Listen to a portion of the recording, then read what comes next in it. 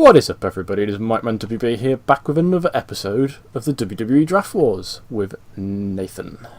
Hello. We are back. It is the go. No, it's not. Never mind. I was thinking it was the go home show for the Royal Rumble. It's not. We've got another week. Yeah, we have. This is going well already. Don't you just love it when you start off strong? Let's get into the show.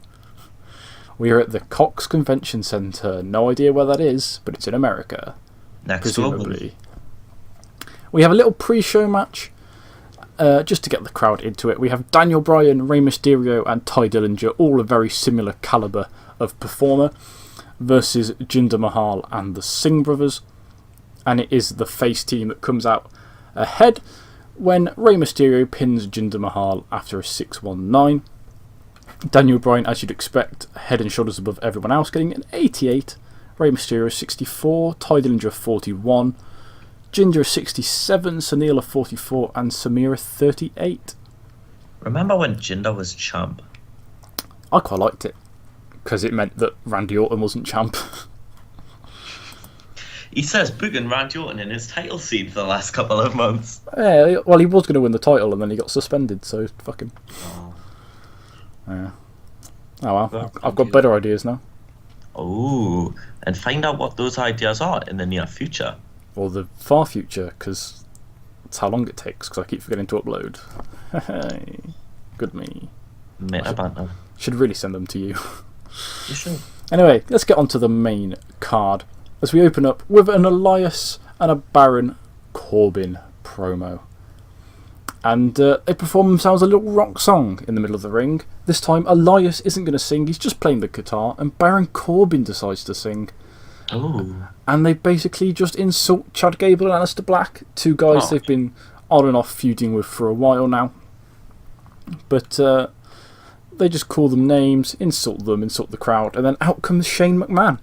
Yeah. And he says you two will be having singles matches against Chad Gable and Alistair Black, and that will be next. A little 58 C- to kick off the show. Yeah. Not You'd great, expect but not terrible. A better promo rating from Shane McMahon, the best in the world. Yeah, but there you go. Even the best in the world has bad days. Oh. Our first match of the evening is a 63C as Alistair Black defeats Elias in just under 13 minutes with a black mass. Black unfortunately off his game, but got a 65, which is pretty impressive. Elias unfortunately only getting a 51, which isn't great. Bit of a lack of psychology in the match, but Elias did improve in his Rumble skills. Oh, lovely. And actually, it says Elias won via a black mass, but what it doesn't tell you is that Baron Corbin at ringside, as is Chad Gable, but Corbin tries to distract Alistair Black, tries to hit him as he goes to do a move on Elias, but misses, accidentally catches Elias, and then Alistair Black hits that black mass for the victory. And then straight after that match, we have Chad Gable versus Baron Corbin, and Gable picks up the win on Corbin in 10 minutes and 20 seconds by pinfall. Corbin with a 50, Gable with a 69, impressive. And Corbin in this one, Gable was going for his O'Connor roll German suplex, the chaos theory that he goes for. Corbin reached out to Elias to help him, and Elias didn't. Obviously annoyed that Corbin cost him the match earlier on. Elias doesn't help Corbin, and Corbin also picks up a loss this week on SmackDown. So a bit of, not tension as such, but a bit of annoyance from Elias. Him and Corbin, they seem to be getting on, but they're not good friends. They're acquaintances. They're acquaintances, and yeah, Corbin picks up the loss. Gable picks up a win, and a decent little match there. Just sort of keeps that dead feud going, because that's what we do. Oh. They'll be moving on soon. Big plans for Gable. You heard it here first. Gable. Next up, we have Becky Lynch, the man, in the ring. She calls out Charlotte Flair, who is going to be her opponent at the Royal Rumble. But before they can really get into it, they are interrupted by the Riot Squad, Ruby Riott, Sarah Logan and Liv Morgan. And the Riot Squad, they say Sonya came out last week, interrupted Becky, and she had a point. We're sick of you two running the show here on SmackDown. It's time for us to take the limelight back. And it looks like there's going to be a little bit of a fight between them two and Becky and Charlotte. And then out comes Sonya Deville. She says, "Whoa, you can't be stealing my thunder here. I came out and called out Becky Lynch. You can't just come out here and think that you can steal my thunder and come and fight them too." Then out comes Carmella. She doesn't really care, but she's a former champion. She says she's sick of you guys getting all the attention. I'm a former champion. I'm the Princess of Staten Island. I should be getting all the attention. And we have ourselves a little three-way tag team match. Becky Lynch looking a bit stale. Looks like we might have to change her gimmick up. She might have to be the Superman soon, as we lose our connection to Nathan here in the call. So we'll be right back. Okay, we are back. Nathan's Skype had a little bit of problems there. It did. But a decent little promo featuring most of our women's division. No Asuka in there. And a couple of others missing. But it's the main few minus Asuka. And we get ourselves a tag match out of it. And in a shock, Carmella and Sonya Deville defeat Becky and Charlotte and the Riot Squad in just over 10 minutes when Sonya Deville defeats Liv Morgan by pinfall with some sneaky means using the ropes for leverage. But Sonya and Carmella pick up the win over the champions and over the Riot Squad. And let's have a look at some ratings. Charlotte Flair with a very impressive 78. Becky Lynch with a 67. Liv Morgan with a 40. Sarah Logan with a 52.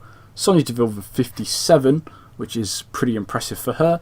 And Carmella with a 43. So Charlotte head and shoulders above everyone else, getting a very good rating. 63C for the match, not too bad. Unfortunately, no worker improvements. Would have been nice to see some of the Riot Squad or Carmella and Sonya get some.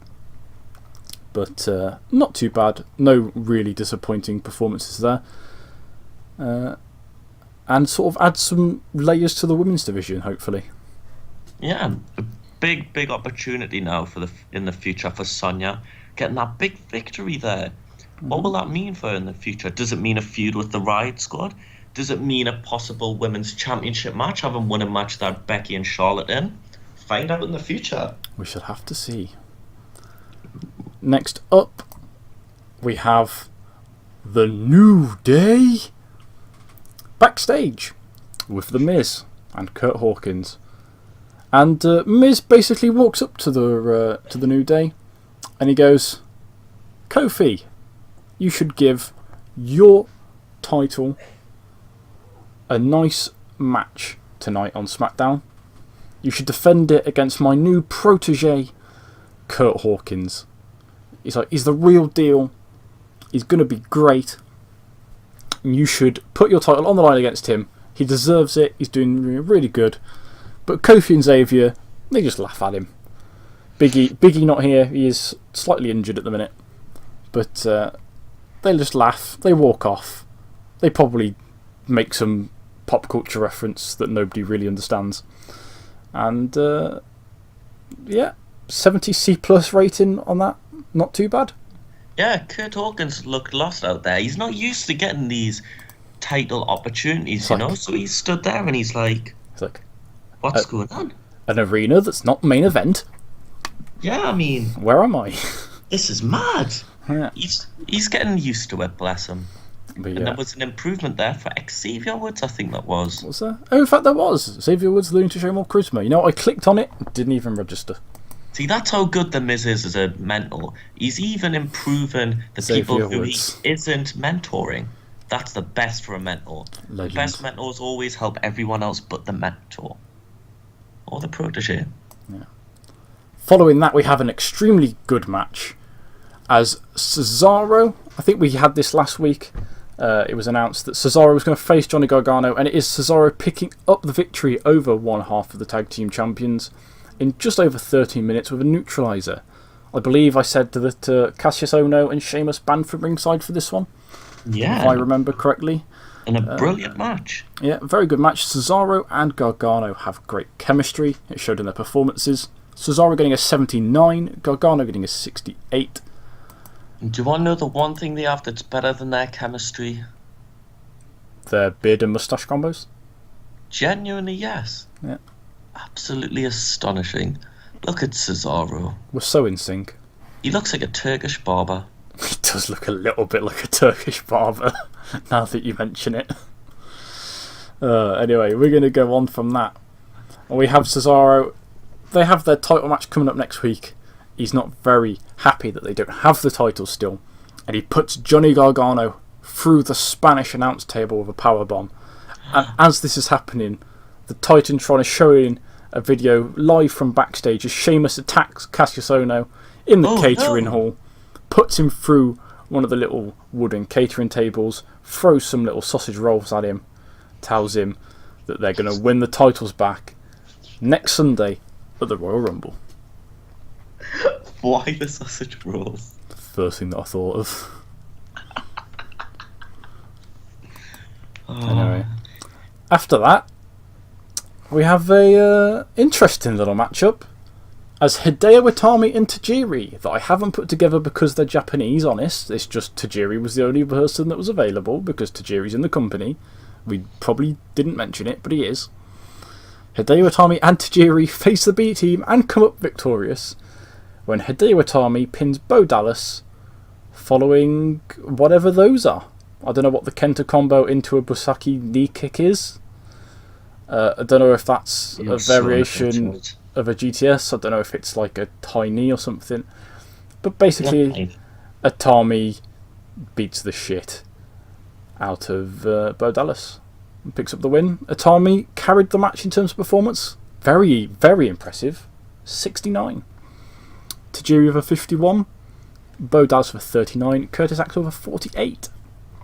As Curtis. That match rating gets a 62C, and Itami continues his little feud where he gets one over on the B team. Oh, lovely. But Bo Dallas improving his performance skills.